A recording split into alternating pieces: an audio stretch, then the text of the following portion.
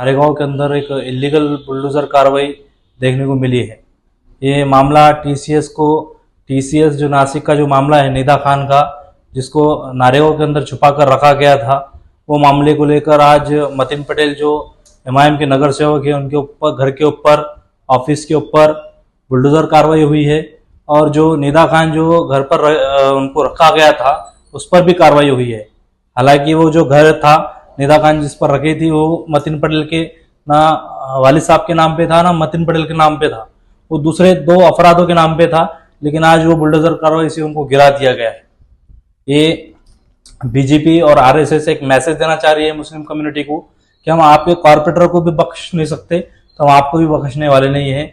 आज ये बहुत बड़ी एक लीडरशिप का फेल्योर है और हम जैसा देख रहे हैं कि ये पूरा स्क्रिप्टेड हमको नजर आ रहा है। उसके बाद में आप हमारे सैयद कलीम साहब भी पूरा बताएंगे उसको एक डीपली। इसके बाद में मैं हमारे सैयद कलीम साहब को दावत देता हूँ, state general secretary Syed Kaleem sahab. आज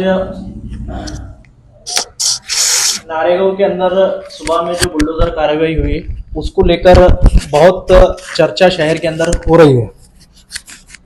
इसके अंदर हमारा ये बोलना है कि ये जो कार्रवाई हुई है बुलडोजर कार्रवाई, दरअसल औरंगाबाद शहर के अंदर हम देख रहे हैं कि ये ऐसे ही अवैध बुलडोजर कार्रवाई जो है तो पिछले 1 साल से लगातार पूरे शहर औरंगाबाद के अंदर हो रहे हैं। और हमारा ये बोलना है कि 10,000 से ज्यादा घर कमोबेश ये इलीगल बुलडोजर एक्शन के अंदर जद में अब तक आ चुके हैं। इससे पहले डेवलपमेंट के नाम पर, मास्टर प्लान के नाम पर जो बुलडोजर चले थे वो बुलडोजर के अंदर भी यही कुछ देखने को मिला था जो आज जो है तो नारेगांव के अंदर देखने को मिला है।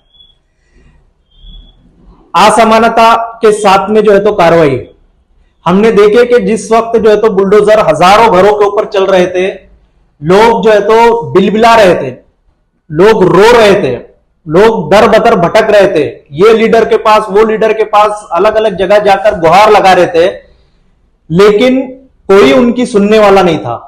उनके पास अपने घर के रजिस्ट्री के पेपर थे, उनके पास पीआर कार्ड थे, कई लोगों के पास जो है तो कोर्ट के अंदर चलने वाले मामला थे। उसके साथ साथ वहां पर हमने देखा कि मार्किंग होने के बाद मार्किंग से 4 फीट 5 फीट 10 फीट तक ज्यादा जो है तो बुलडोजर चलाए गए। उसके बाद मानसून का महीना, बारिश का मौसम था, बारिश के मौसम के अंदर गवर्नमेंट का जीआर है कि मानसून के अंदर रहता घर जहां पर है वहां पर बुलडोजर नहीं चलाया जा सकता, वो कोई भी कंडीशन हो, कैसे भी हालात हो। लेकिन उसके बावजूद भी मानसून के अंदर जो है तो औरंगाबाद शहर के अंदर हजारों घरों के ऊपर बुलडोजर चला दिए गए। मासूम लोगों को जो है तो बारिश के मौसम के अंदर रोडों पर जो है तो आने पर मजबूर कर दिया गया। वो दर्द अवाम का जो है तो किसी लीडर ने, किसी पार्टी ने उस वक्त महसूस नहीं किया। सारे लोग खामोश रहे उस वक्त में। इवन जो है तो इतना हमने देखने में आया कि रोड का जो सेंटर पॉइंट है, सेंटर पॉइंट से 100 मीटर, 120 मीटर, 90 मीटर जो भी गवर्नमेंट ने डिसाइड किया था वो 1 घंटे के बाद चेंज हुआ है। 1 घंटे पहले बताया गया है कि रोड का ये जो है तो सेंटर पॉइंट है, यहां से 100 मीटर जो है तो बुलडोजर चलेगा कर। लेकिन 1 घंटे के बाद बताया जा रहा है कि रोड का सेंटर पॉइंट ये नहीं है, ये है कर। इतना अनियमितता के साथ में बुलडोजर चला, हजारों लोग परेशान हुए। उस वक्त कोई पार्टी, कोई लीडर जो है तो आवाम के दर्द को समझने वाला नहीं था। यही हाल आज फिर इसी तरह इलीगल तरीके से, गैर कानूनी तरीके से जो है तो ये बुलडोजर फिर वापस चलाया गया बीजेपी की तरफ, बीजेपी हुकूमत की तरफ से। उसमें जो है तो महापौर, हमारे कॉर्पोरेशन के महापौर ये कहते हैं कि लीगल और इलीगल, वैध और अवैध को जो है तो तय करने वाले कौन करके। मैं आयुक्त साहब, महापौर साहब को जो है तो बताना चाहता हूं कि वैध और अवैध को जो है तो तय करने वाला हमारा कॉन्स्टिट्यूशन है, हमारा संविधान है। वो संविधान है जो लोकतंत्र की बात करता है, वो संविधान है जो डेमोक्रेसी की बात करता है। लेकिन बदकिस्मती से आपकी मानसिकता जो है तो घोड़सेवादी मानसिकता है।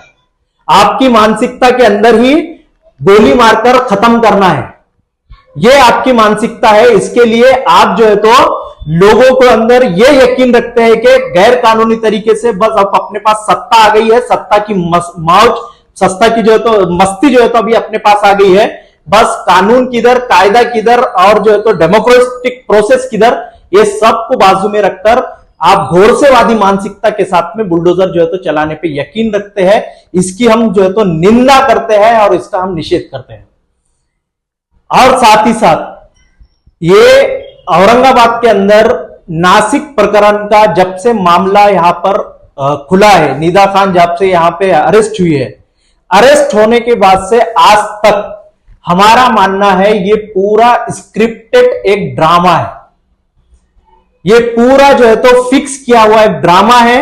ये ड्रामा बीजेपी की तरफ से जो है तो लिखा गया एक स्टोरी है, वो डे बाय डे जो है तो प्रैक्टिस के अंदर लाकर वो ड्रामे को ड्रामे के तौर पर ही जो है तो किया जा रहा है।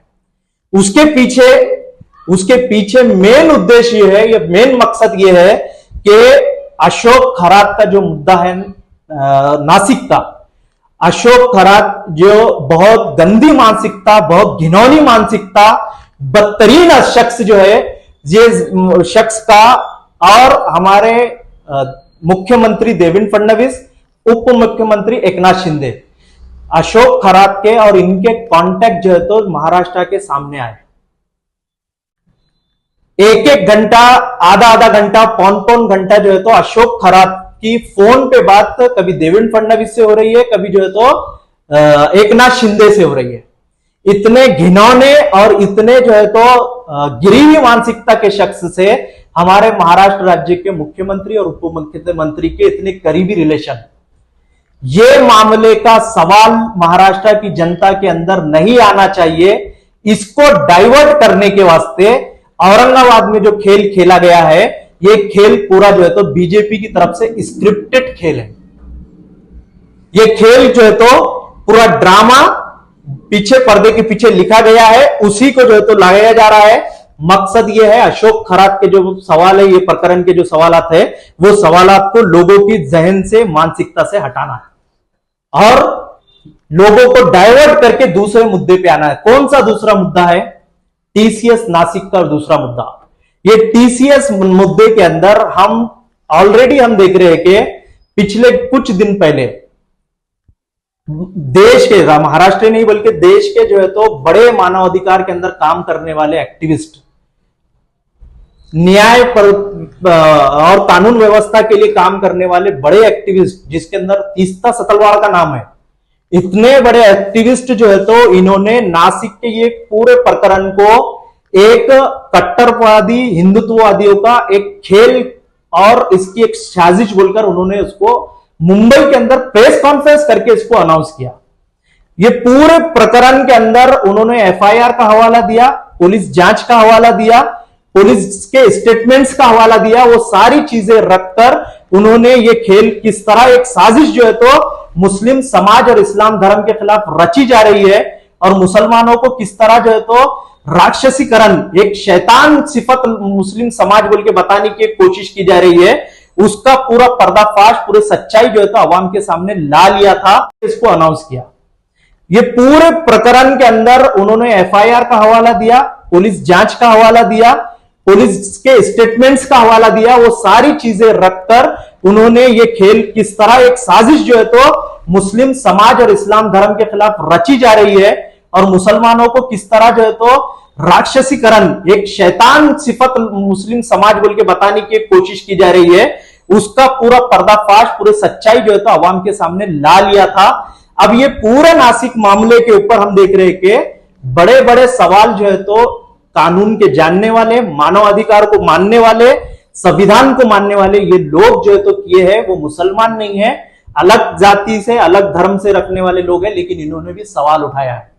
इतना बड़ा खुलासा होने के बाद में औरंगाबाद से एक नया मीडिया ट्रायल शुरू होना, एक नया स्क्रिप्टेड खेल जो है तो खेले जाना, इसके पीछे कट्टरपंथी जो नेता लोग हैं, वो फिर शिवसेना के लीडर रहने दो, फिर या बीजेपी के लीडर हो, इनके बयानात ही जो है तो पूरी तरह स्पष्ट करते हैं कि ये किस तरह जो है तो एक स्क्रिप्टेड ड्रामा जो है तो खेला जा रहा है। संजय शिरसाट उप महापौर, राजू झंझार, समीर राजूरकर, संजय केनेकर, ये जितने कट्टरपंथी सोच रखने वाले लोग हैं, इनके स्टेटमेंट आप देख लीजिए, चंद्रकांत खैरे के स्टेटमेंट आप देख लीजिए, नितेश राणे का स्टेटमेंट देख लीजिए, ये जितने कट्टरपंथी लोग हैं इनके स्टेटमेंट देख लीजिए। इसके स्टेटमेंट के अंदर पुलिस के जो 8-9 एफआईआर दर्ज हुए नासिक के अंदर, जो विक्टिम है उनके जो बयानात है, फिर पुलिस प्रशासन का जो स्टेटमेंट है या पुलिस का जो छानबीन के अंदर अभी तक जो आई हुई मालूमात है, वो मालूमात एफआईआर का डाटा वो एक तरफ है, लेकिन ये कट्टरपंथी लोग मुस्लिम समाज को जो है तो जानबूझकर निशाना लगाने के अंदर है। इनको फंडिंग हो रही है, आतंकवाद से इनके कनेक्शन है, ये जिहाद वो जिहाद बोल के एक कॉन्स्पिरेसी चल रही है। ये सारा झूठ और मन घड़त कहानियां जो है तो टीवी मीडिया के अंदर ट्रायल करके महाराष्ट्र राज्य के अंदर मुस्लिम समाज का एक जो है तो राक्षसीकरण जो है तो करने का, मुस्लिम समाज को शैतान सिफत बताने का जो खेल जो है तो खेला जा रहा है। इससे ये साफ जाहिर है कि ये पूरा ड्रामा स्क्रिप्टेड ड्रामा है।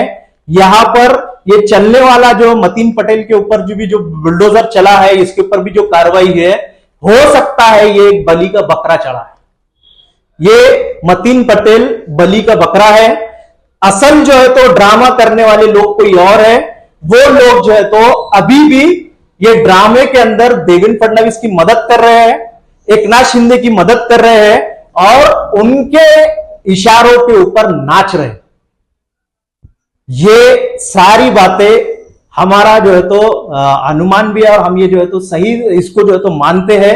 इसलिए हमारी ये डिमांड है कि ये सारा जो मामला हुआ है, ये मामले की न्यायिक जांच होना चाहिए, निष्पक्ष जांच होना चाहिए। इसके अंदर चाहे वो पूरा नासिक प्रकरण हो या फिर औरंगाबाद से जुड़ा हुआ हो, इसके अंदर हर एक इफेक्टिव आदमी का सही तौर पर निष्पक्ष जांच होना है और निष्पक्ष जांच होने के बाद में जो लोग निर्दोष होते हैं, जो लोग निर्दोष साबित होंगे, एक आदमी भी निर्दोष अगर है तो उसको जो है तो उसका बदला उसको मिलना चाहिए, उसको मुआवजा मिलना चाहिए। ये हम जो है तो मांग करते हैं। और बुलडोजर कार्रवाई औरंगाबाद के अंदर जो लगातार चल रही है, सिर्फ मतीन पटेल का घर नहीं है। हमने देखे अभी चंद दिन पहले मटका जो मट्टी के जो बर्तन जो बेचने वाले 7 हिल पे लोग हैं, वहां पर भी बुलडोजर चला। वो गरीब लोगों के ऊपर कर्ज लेकर जो है तो एक सीजन करने के लिए उन्होंने जो कारोबार करने आए थे, उनके ऊपर अंदर घुसकर, रोड पर भी नहीं था माल, अंदर घुसकर जो है तो बुलडोजर चलाने की जो है तो कार्रवाई की गई है। ये सत्ता में बैठे हुए, कारपोरेशन में बैठे हुए लोग हैं, इनको जो है तो मस्ती आ गई है, सत्ता का नशा आ गया है। इसलिए इनको कायदा जो है तो उनको जो है तो कायदा कोई मायने नहीं रख रहा। ऐसे लोगों के ऊपर लगाम लगने की, कायदे का शिकंजा कसने की जो है तो हम डिमांड करते हैं और हम मांग करते हैं कि यह पूरा जो सिस्टम है, ये सिस्टम जो है तो हमारे संविधानिक और लोकतांत्रिक मूल्यों के साथ में चलना चाहिए। लोकतांत्रिक नजरिए से बंदी, उस पर क्या है? हमारा यही बोलना है कि शासन या महानगर पालिका की करनी और कथनी में दोनों में फर्क है।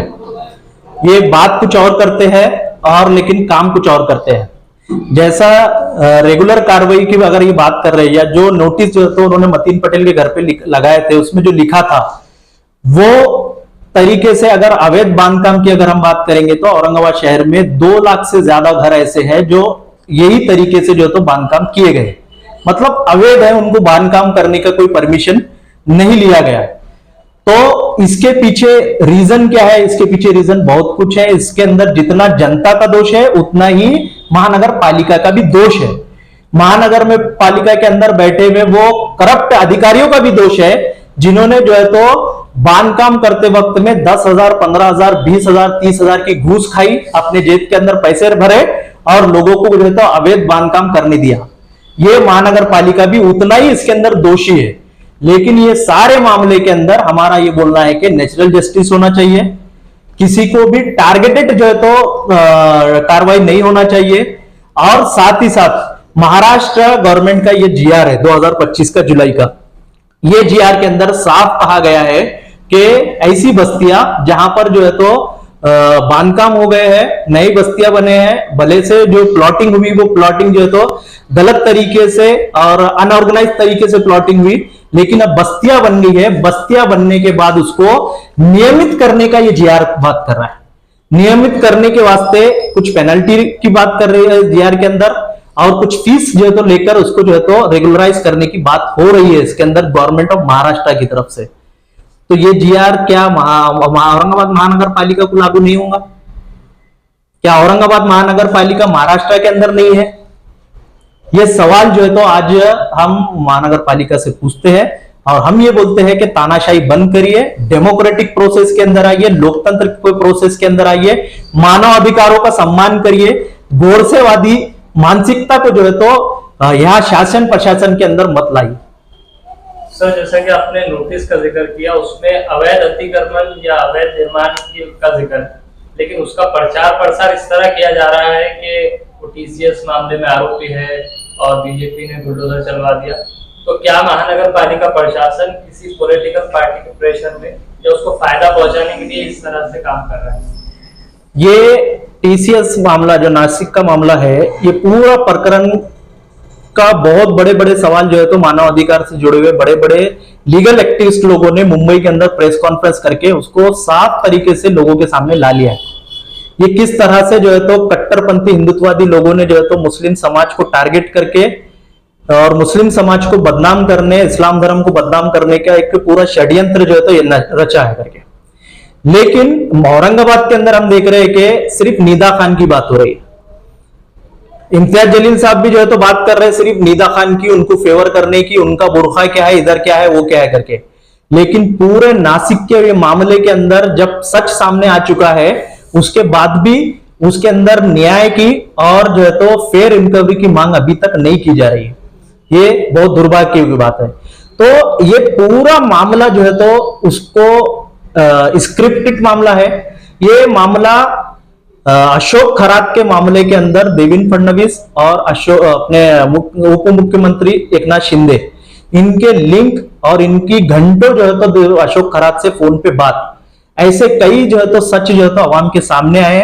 महाराष्ट्र की अवाम के बीच में जो है तो सवाल पैदा नहीं होना, इसके लिए जो है तो ये पूरा मीडिया ट्रायल एक स्क्रिप्टेड तरीके से जो है तो चलाया जा रहा है, ताकि लोगों का जहन अशोक खरात के मामले से हटकर जो है तो हिंदू मुस्लिम के अंदर, जातिवाद के अंदर, मुस्लिम द्वेष, मुस्लिम नफरत के अंदर जो है तो लोगों का जहन रहे बोलकर ये एक पूरा एक षड्यंत्र है, एक स्क्रिप्ट है। आपका नाम? मैं Syed Kaleem, Maharashtra state general secretary, SDPI, social democratic party of India.